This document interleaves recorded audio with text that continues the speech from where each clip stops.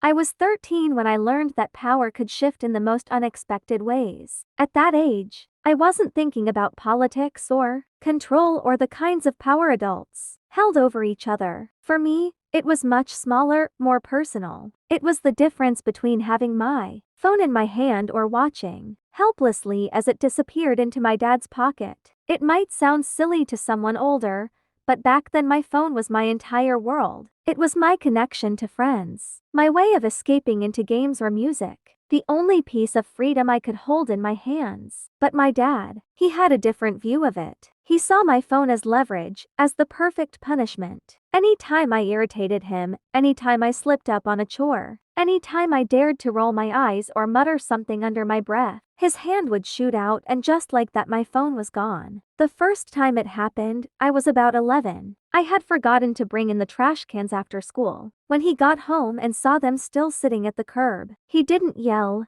didn't ground me. He just reached for my phone, slid it into his pocket, and said, "You'll get this back when I decide you've earned it." I remember standing there, stunned, like someone had just ripped the air out of my lungs. For hours, I kept reaching for it out of habit, only to feel my empty pocket. That's when I realized how much power he held. It wasn't just about chores. It was about reminding me that I wasn't in control of anything. Over the next 2 years, it became his go-to punishment. Didn't vacuum the living room perfectly? Phone gone. Forgot to take the laundry out of the dryer? Phone gone. Got a little too comfortable talking back? Gone. Sometimes, he didn't even need a reason. He'd just take it because he could. And every time, I felt the same crushing helplessness. I would argue, beg, sometimes even cry, but none of it mattered. He enjoyed watching me squirm. My mom would roll her eyes and say, "Don't antagonize him, just do what he says." My siblings would laugh when I sulked, and I would sit there, counting the minutes until he decided to give me back the one thing that made me feel like I had some control over my own life. By the time I turned 13, I was simmering with frustration. I loved my dad, sure, but I was sick of feeling like his personal servant. He didn't see me as a person with feelings, just a kid he could boss around whenever he felt like it. And then came the Saturday that changed everything. It started out normal enough. I woke up early, did all my chores without being told. Laundry, dishes, vacuuming, even mowing the lawn. I wanted a quiet day. A day where maybe, just maybe, I could sit down, relax, and not get punished for existing. By the afternoon, the whole family was in the living room. My mom was watching one of her crime shows. My younger siblings were playing with toys on the floor. And I was stretched out on the couch, finally scrolling through my phone. I felt calm, like I had earned this moment. Then my dad walked in.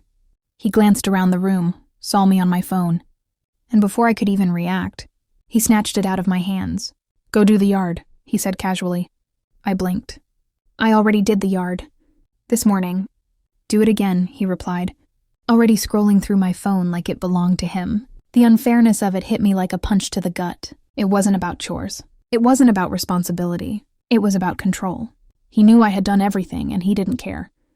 He just wanted to remind me that he had the power, not me. Something inside me snapped. My heart was pounding, my hands shaking, but not from fear, from anger, from frustration that had been building for years. For the first time I thought, if he can take what I love, why can't I take what he loves? That thought lit up my mind like a firework. My dad didn't care about phones or games, but he did care about something else. Something he couldn't live without. His cigarettes. They weren't just a habit. They were his comfort, his coping mechanism, his ritual. Every morning after work before bed, he lit up like clockwork. I had seen him get restless when he ran out, snapping at everyone until he got more. Cigarettes were his weakness, his addiction. And suddenly, I knew exactly what I had to do. I waited until he was distracted with the TV, then slipped quietly down the hall. My pulse raced, my palms damp with sweat. This was risky, but the thought of revenge pushed me forward. First stop, his jacket. I rummaged through the pockets and, sure enough, found a half-empty pack. Into my hoodie pocket it went. Next, the drawer in the living room side table. Jackpot, 2 unopened packs. I shoved them in with shaking hands. My heart was pounding so loud I was sure someone would hear. I crept into his bedroom, the air stale with smoke. On his nightstand, another pack sat waiting, like an offering. I grabbed it and added it to my collection. By the time I was done, I had nearly all of his stash. I hurried to my room, dumped the cigarettes into an old shoebox, and slid it under my bed. Then I sat there, barely able to breathe, adrenaline coursing through my veins. I had just done something unthinkable.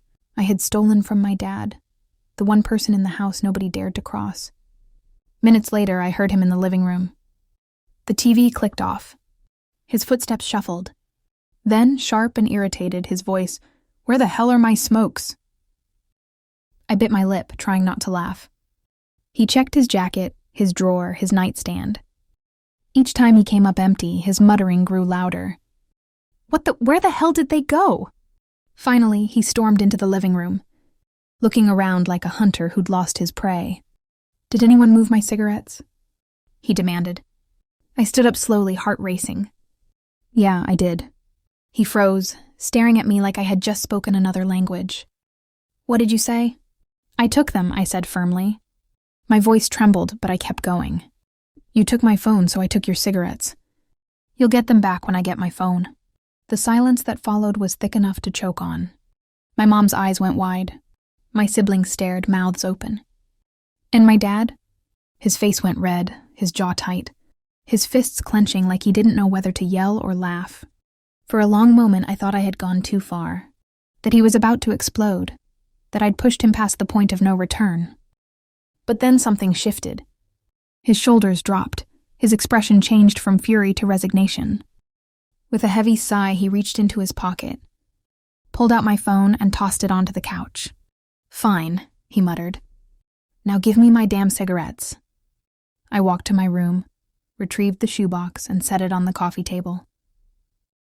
He grabbed it immediately, shaking his head, muttering under his breath. But he didn't say another word. He just lit one and walked outside. And that's when I knew I had won. From then on, it became our little unspoken truce. Every time he tried to take my phone, I would calmly scoop up his stash and vanish. At first he tried to argue. "You can't do that. I'm the parent." But when he realized just how badly he needed those cigarettes, he stopped pushing. Eventually, he stopped taking my phone altogether. The power balance had shifted. I wasn't just his servant anymore. I had found a way to fight back.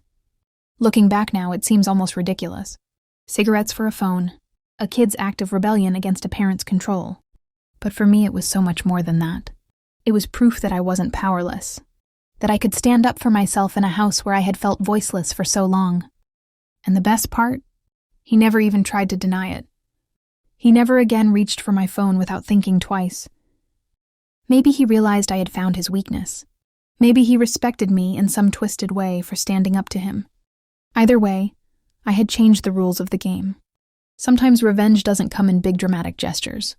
Sometimes it's as small as a shoebox full of cigarettes hidden under your bed. But the satisfaction of finally taking back control? That's something I'll never forget.